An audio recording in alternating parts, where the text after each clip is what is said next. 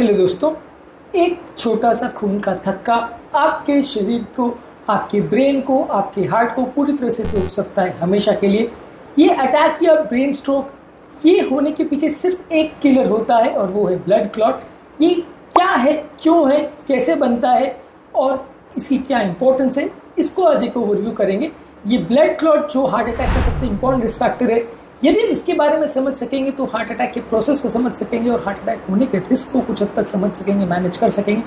Basically blood clot एक jail होता है, एक क्लम्प होता है जहाँ खून के सेल्स चिपक जाते हैं और लिक्विड स्टेट से ब्लड एक सॉलिड स्टेट में चला जाता है, यानी जो तरल बहने वाला पदार्थ होता है ब्लड, वो बहने के बदले एक खून का थक्का बना लेता है, जिसकी वजह से आपका जो ब्लीडिंग होता है या कहीं से अगर चोट लग जाए तो खून का रिसाव होता है वो रोका जा सकता है। एक्चुअली में तो ये प्रोटेक्टिव मैकेनिज्म है, लेकिन जब ये ब्लड का क्लॉट गलत जगह अगर बन जाता है, यानी कि किसी नली के बीच में बन जाता है, तो ये ब्लड के बहाव को रोक सकता है और यही ब्लड क्लॉट हार्ट अटैक और लकवे का सबसे इंपॉर्टेंट कारण होता है। आज हम बात करेंगे ये ब्लड क्लॉट क्या होता है, कितने तरीके का होता है और उसके बारे में कुछ जानकारी पाने का प्रयास करेंगे। टॉपिक पर जाने से पहले जो लोग हमारे चैनल पर नए हैं उन्हें रिक्वेस्ट करूँगा चैनल को सब्सक्राइब करें, वीडियोस को लाइक करें, शेयर करें, फॉलो करें, कमेंट करें, पूरा देखें।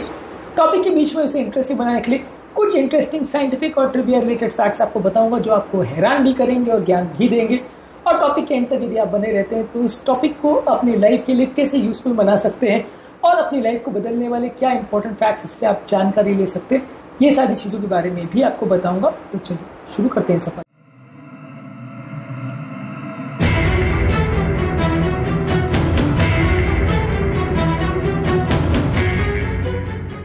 ब्लड का क्लॉट बेसिकली एक ऐसा क्लम्प होता है, एक गड्ढा होता है जो खून के रास्ते में बन जाता है। बेसिकली होता तो ये प्रोटेक्शन के लिए है कि ब्लीडिंग अगर हो रही हो तो उसको रोकने के लिए होता है। अगर ये क्लॉट ना बने तो ओवरऑल बड़ा प्रॉब्लम हो जाता है, क्योंकि आपकी खून नहीं रुकेगा। नॉर्मली लोग बोलते हैं कि एक ब्लड का क्लॉट ही अगर प्रॉब्लम है तो इसको क्यों नहीं पूरी तरह से रोक देते, पर आपको समझना पड़ेगा कि ब्लड का क्लॉट बेसिकली है तो प्रोटेक्टिव मैकेनिज्म। ये शरीर को बचाने के लिए होता है कि अगर आपको चोट लग जाए और एक क्लॉट ना बने तो ब्लीडिंग इतनी हो जाएगी कि आप रोक नहीं पाओगे। लेकिन प्रॉब्लम यहाँ पे ये होती है कि ये ब्लड का क्लॉट अगर गलत जगह पे बन जाए तो फिर ये प्रॉब्लम क्रिएट करता है और तो फिर ये मुश्किलें बनाता है और फिर ये ब्लड के बहाव को रोक देता है। और तब इसे गलाना और इसे हटाना और रास्ता बनाना ही ट्रीटमेंट का मेन पर्सपेक्टिव होता है या ट्रीटमेंट का मेन लक्ष्य होता है कि जो नली में ब्लड का क्लॉट बन गया जिसकी वजह से ये ब्लड का बहाव रुक गया, उसको हटाना और रास्ता बनाना ताकि ब्लड वापस से बह पाए। ये इंपॉर्टेंट काम होता है जो ट्रीटमेंट के द्वारा हम करते हैं। ये ब्लड का क्लॉट सिर्फ हार्ट की नलियों में बनता है ऐसा नहीं है। जब हार्ट की नली में क्लॉट बनता है तो उसे हार्ट अटैक बोलते हैं। ब्रेन की नली में क्लॉट बनता है तो उसे स्ट्रोक बोलते हैं। पल्मोनरी एम्बोलिज्म तब बोलते हैं जब लंग्स की नलियों में क्लॉट बनता है, और पाँव की नली में जब क्लॉट बनता है तो उसे डीप वीनस थ्रोम्बोसिस बोलते हैं। अलग अलग नलियों में क्लॉट बनता है, अलग अलग काम करता है। जिस भी नली में क्लॉट बनता है उसे ये चोक कर सकता है और वहाँ के रक्त के बहाव को रोक सकता है। तो क्लॉट की बहुत इंपॉर्टेंस है। इससे संबंधित कुछ इंपॉर्टेंट फैसिनेटिंग पॉइंट्स आपको बताऊंगा हमारे ट्रिविया सेक्शन में। क्लॉट के बारे में सबसे पहले रुडोल्फ वर्शोव करके एक जर्मन फिजिशियन ने बताया था कि क्लॉट बनने के लिए 3 चीजें जरूरी होती है: ब्लड का रुक जाना, नली में चोट लगना और ब्लड की क्लॉटिंग टेंडेंसी बढ़ना, यानी हाइपरकोएगुलेबिलिटी। तो ये तीनों में से अगर कोई भी एक चीज अगर कम हो तो क्लॉट बनने के चांस कम हो जाते हैं, यानी ब्लड का बहाव रुकना जरूरी है। ब्लड का बहाव क्यों रुकता है? जब नली में ब्लॉकेज वगैरह आ जाता है तो ब्लड का बहाव वहाँ स्लो हो जाता है, तो ब्लड स्टैग्नेट होने लगता है, तब ये क्लॉट बनता है। या अगर हार्ट का पंपिंग वगैरह लो हो, या अगर आप बहुत लंबे समय तक एक जगह पर बैठे हो या पड़े हुए हो तो ब्लड का बहाव रुक जाएगा, तो ये ब्लड स्टैसिस डेवलप होता है जिससे कि क्लॉट बनता है। तो यदि आप ये ब्लड के बहाव को रुकने नहीं देंगे तो हार्ट अटैक नहीं आएगा। ये इसका प्रैक्टिकल इंपॉर्टेंस है। इसके अलावा नली में जब चोट लगती है किसी भी कारण की वजह से, इंडोथेलियम या इनर लेयर में इंजुरी होती है, तब ये क्लॉट बनता है। तो अगर नली में कोलेस्ट्रॉल का ब्लॉकेज होता है तो फ्रिक्शन प्रोड्यूस करता है जिससे ये नलियाँ डैमेज होती है, जिससे कि हार्ट अटैक आता है। बीपी, शुगर, कोलेस्ट्रॉल, ये सारी चीजें आपकी इनर लेयर को डैमेज करती है। यही वो इंजुरी होती है जो क्लॉट ट्रिगर करती है। तो यदि आप इंजुरी को रोक दें तो भी आप क्लॉटिंग को रोक सकते हैं। तो और हाइपरकोएगुलेबिलिटी इसका तीसरा पार्ट है। हाइपरकोएगुलेबिलिटी मतलब ब्लड का ज्यादा गाढ़ा होना। यदि आप ब्लड को पतला करके रखेंगे तो क्लॉटिंग की टेंडेंसी कम हो जाएगी। तो ये तीनों ही चीज हार्ट अटैक को ट्रिगर करती है: ब्लड का रुकना, नली में डैमेज होना और क्लॉटिंग टेंडेंसी का बढ़ना। इनमें से अगर कोई भी चीज अगर ना एप्लीकेबल हो तो क्लॉट नहीं बनेगा। कोविड-19 के टाइम भी लोगों ने देखा था कि वायरस की वजह से ब्लड की क्लॉटिंग की टेंडेंसी में यंग लोगों में भी देखने को मिली थी, जिसकी वजह से स्ट्रोक्स, पल्मोनरी एम्बोलिज्म में बहुत सारे लोगों की डेथ हो गई। तो कोविड-19 भी एक वायरस की वजह से क्लॉटिंग टेंडेंसी बढ़ी थी, ऐसा लोगों ने देखा था। क्लॉट कई बार कई तरह के पेन को भी मिमिक कर सकता है, जैसे डीप वीनस थ्रोम्बोसिस है जो कि पाँव की नली का क्लॉट होता है। इसके लोगों में मसल पेन और सुस्ती का एहसास होगा उस पाँव में, और लोग उसको मिस कर जाते हैं यदि उसका डॉपलर स्कैनिंग नहीं किया जाए। एक और इम्पॉर्टेंट चीज़ है जिसको बोलते हैं इकोनॉमी क्लास सिंड्रोम।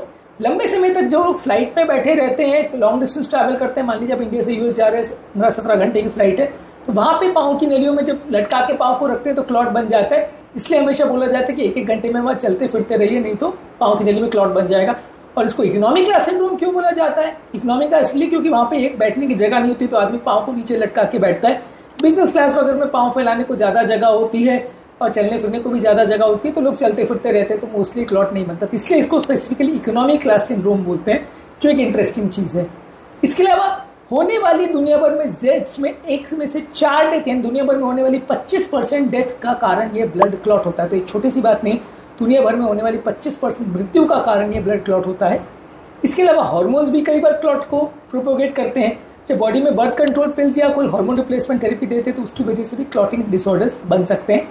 कई बार कुछ जेनेटिक कंडीशंस है जो क्लॉट को इन्फ्लुएंस करती है, जैसे कि फैक्टर 5 लीडेन म्यूटेशन, जो कि बहुत सारे लोगों में होता है। इसकी वजह से ब्लड की क्लॉटिंग टेंडेंसी बढ़ जाती है। जब आप खून पतला करने वाला दवा देते हैं तो ये क्लॉटिंग की टेंडेंसी को, यानी ब्लड के क्लॉट बनने के इश्यूज को कुछ हद कम करता है। तो ये वो तरीका है जिसके माध्यम से ब्लड क्लॉट को कम करने वाली दवाइयाँ मदद करती हैं। और अब हम टॉपिक के एंड में आ गए तो कुछ लाइफस्टाइल के लिए यूटिलिटी के पॉइंट्स बताऊंगा जो प्रैक्टिकल इंपॉर्टेंस आपके लिए रखेंगे। हमेशा कभी भी लंबे समय तक कहीं बैठे मत रहिए। जैसे हमने इकोनॉमिक क्लास सिंड्रोम की बात करी, लंबे समय तक एक जगह पर बैठने से ब्लड क्लॉट बन सकता है। वहीं अगर आप बैठे बैठे का जीवन व्यतीत करते हैं तो क्लॉटिंग की टेंडेंसी ज़्यादा होगी, क्योंकि ब्लड में स्टैसिस होगा। तो हमेशा चलते फिरते रहिए। सोने के बाद भी जब आप उठे तो हमेशा एक्टिव रहिए। जो लोग बिस्तर में पड़ जाते हैं उनकी क्लॉटिंग की टेंडेंसी बढ़ जाती है, उनको भी सर्जरी वगैरह के बाद भी जल्दी चलाना ज़रूरी है। इसके अलावा नलियों में ब्लड प्रेशर द्वारा या कोई भी डैमेज करने वाले तत्व द्वारा इंजुरी होने से बचाइए। जितना ज़्यादा नली की दीवार इंजुरी होगी उतना ज़्यादा क्लॉटिंग टेंडेंसी बनेगी। इसके अलावा ब्लड की क्लॉटिंग की टेंडेंसी को कम करने के लिए खून पतला करने की दवा लेते रहेंगे तो वो क्लॉटिंग की टेंडेंसी को कम करेगी, लेकिन वो सिर्फ एक फैक्टर पे काम करती है, यानी क्लॉटिंग टेंडेंसी को कम करती है। बाकी चीज़ों पे उसका रोल नहीं है, तो वो 100% क्लॉट के चांस को नहीं रोक सकती। बाकी चीज़ों पर भी वर्क करना ज़रूरी है। तो अब हम आते हैं टॉपिक के एंड पर। टॉपिक के एंड में मेरा मैसेज आपको ये है कि यदि आप इस क्लॉट की प्रॉब्लम को जल्दी से पहचान लेते हैं और इसके होने के कारण का जल्दी से निवारण कर लेते हैं तो ये वीडियो में मिली हुई इन्फॉर्मेशन आपकी बहुत मदद कर सकती है। बहुत बड़े बड़े प्रॉब्लम जैसे हार्ट अटैक, लकवा और पल्मोनरी एम्बोलिज्म से बचने के लिए एक छोटी सी जानकारी आपके लिए जिंदगी भर की समस्याओं को रोक सकती है। इसलिए जानकारी का होना बहुत ज़रूरी है और जानकारी को लोगों तक फैलाना और लोगों की मदद करना भी ज़रूरी है।